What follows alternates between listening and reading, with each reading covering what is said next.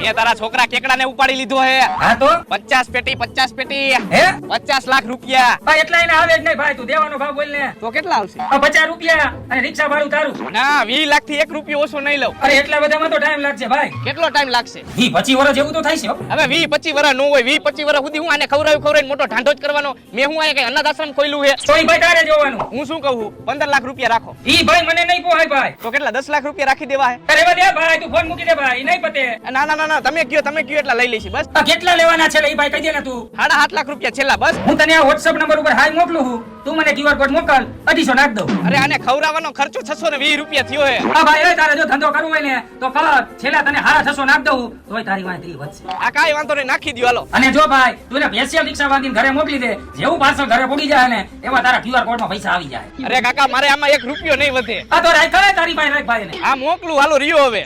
હાલે તું આને ઘર ભેગો કર, રિક્ષા બોલાવી.